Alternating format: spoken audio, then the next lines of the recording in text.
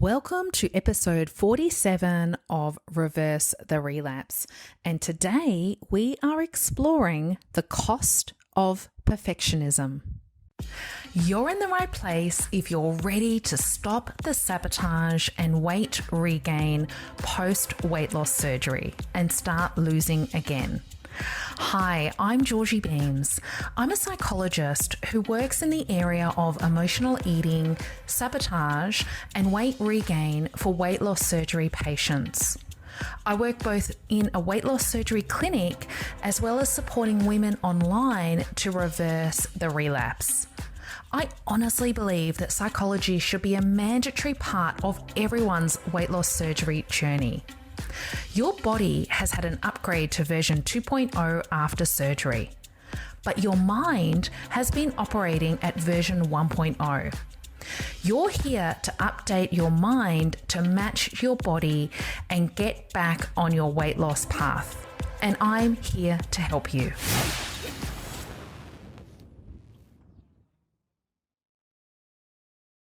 So welcome everybody. Today I am sharing all about perfectionism. We just completed the weekly theme in my NBT group program on perfectionism and procrastination. Whew, it was a pretty deep session and there were so many learnings that came out of it, and I thought it'd be a great opportunity to share this with my podcast listeners to also help you in terms of unpacking perfectionism and really exploring the costs of perfectionism. So when I was waist high in my struggle with eating and weight, perfectionism played a big role for me. And I thought that the problem was control and the problem was also perfectionism. So the goal was to be perfect. So if I could somehow make myself perfect in all areas, therefore my life would be perfect. And, you know, I'd live happily ever after. I'd have no problems. It would be like problem solved. And of course, as I've gone on my journey, I have soon realized that control isn't the problem and perfectionism is not the goal. Okay, so let's explore perfectionism in a bit more detail. The need to be perfect, striving to be perfect. It's all driven by anxiety and fear, right? Perfectionism doesn't come from a healthy, balanced, sustainable, feeling good enough in yourself place. It's driven by fear and anxiety. Our awareness is in our head. Okay, remember our awareness is either in our head or in our body, mutually exclusive. And anytime we're in our head, we are prone to sabotage. Okay, and we're also disconnected. We're disconnected from ourselves. We're disconnected from others. This is our version 1.0 self. Okay, so it's not just about the weight loss after surgery, it's also the person that you are being. Because if you are really serious around your transformation and leading your best life, it's about doing this other work. It's about feeling more connected and feeling free. So if I was to ask you, what are the top 3 qualities of your version 2.0 self? You would use those type of words to describe yourself. I want to feel free. I want to feel calm. I want to be at peace. I want to feel good in myself. I want to feel connected. I want to be in the present moment. And guess what? Perfectionism is the exact opposite.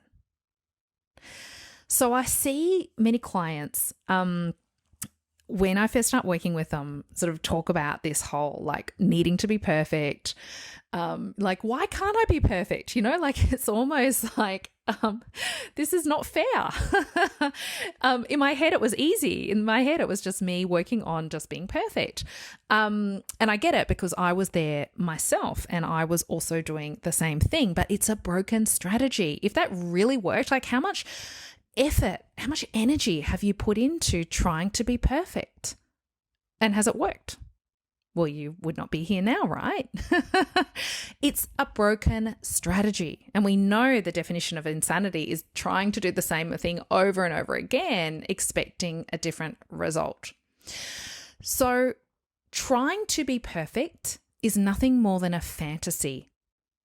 It's no different to you fantasizing about winning the Tats Lotto, winning the gold lotto. Okay, becoming a millionaire from the from the pokies, for instance. Yeah, it's fantasy thinking, and I encouraged my participants in my NBT program to drop the fantasy, stop trying to engage in that story, telling ourselves and putting pressure on ourselves to be perfect. Stop trying to see perfectionism as the goal. It's not the goal. It's taking you away from the person you want to be. Perfectionism is version 1.0. Remember, this is why you needed surgery in the first place, because there's something about 1.0 that wasn't working. So the other theme that we explored was this whole notion of living in the gap. That's how I frame it. So let me give you an example. So let's just talk weight loss after weight loss surgery. And let's just say that your goal weight is, say, 80 kilograms. Okay. So have you ever noticed that where you are now and where your goal weight is, there's a gap? Okay. And let's just say things are going really well and you start to really close in on that gap. So perhaps you get to 85 kilos. So you want to get 80 as your goal weight and you're at 85.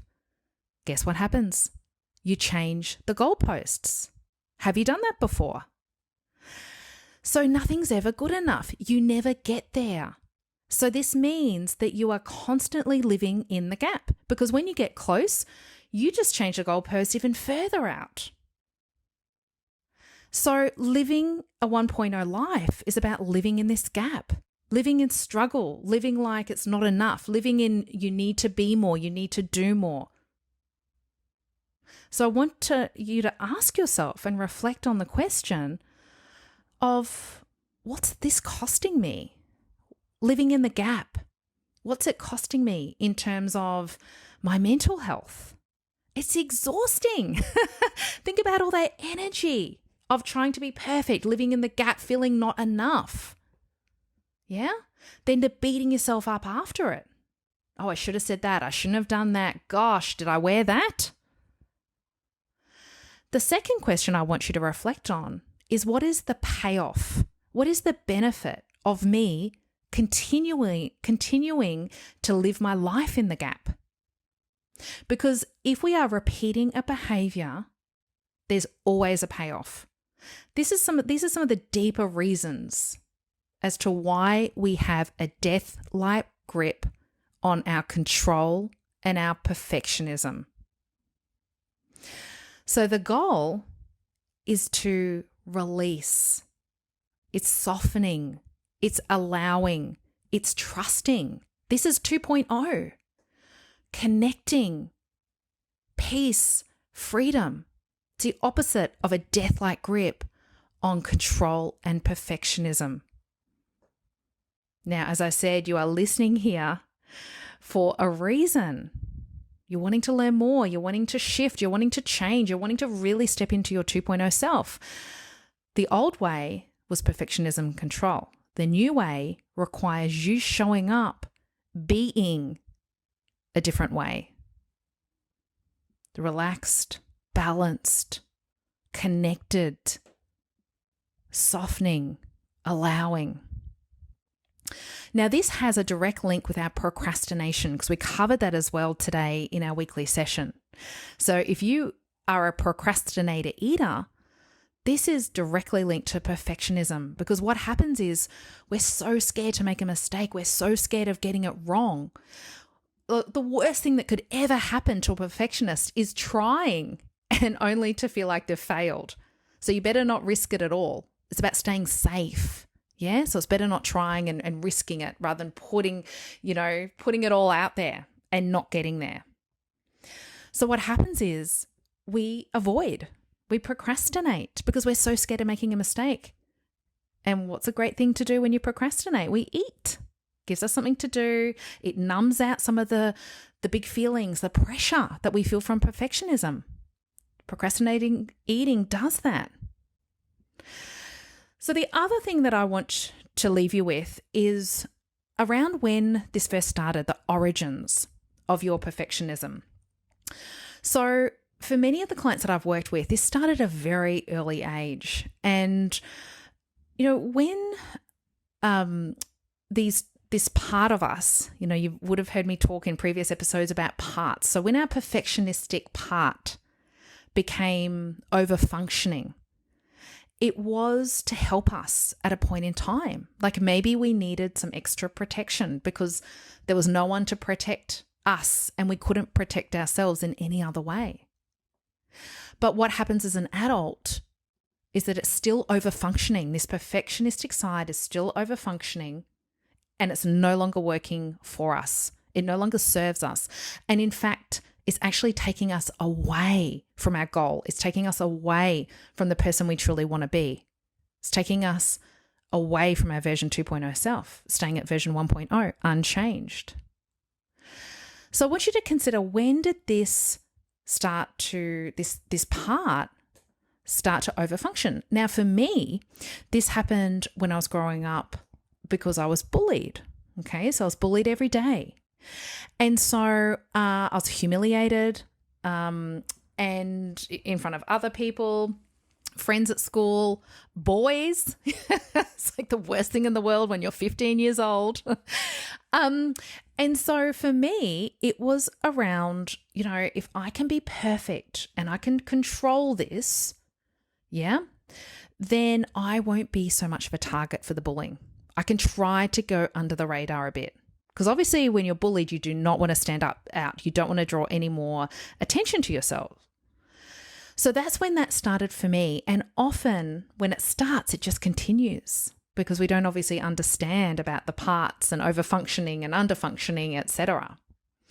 So that's just something interesting for you to reflect on. Another common area is when we have had very critical parents or very controlling parents or environments as well. So, when you went to school and you got 99 on the maths test and mum or dad or both said, "What happened to that one mark? What did you do wrong?"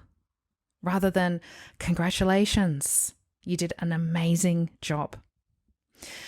So there's a little bit of food for thought, pardon the pun, on perfectionism and the cost of perfectionism.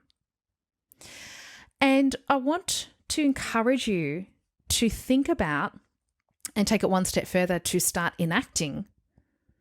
What happens when you show up in your life in a more relaxed way? Okay? So this is when your awareness is in your body, you feel good, you come from a place of trust, of allowing, of connection, of peace.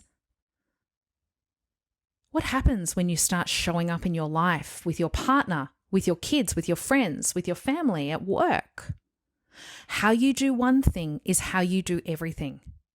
Okay? So how you are with food and weight is how you are in other areas of your life. This is about your relationship that you have with yourself. Food and weight are just the symptoms. It's like they just hold up a mirror for what's going on at a deeper level. So that's what I want you to think about. Even try it out. Get out of your head, get into your body. How would that be? How would it be showing up for your kids and having a play? Because that's the thing, right? It's also we miss out on fun. Because fun does not happen when we live our lives in our head.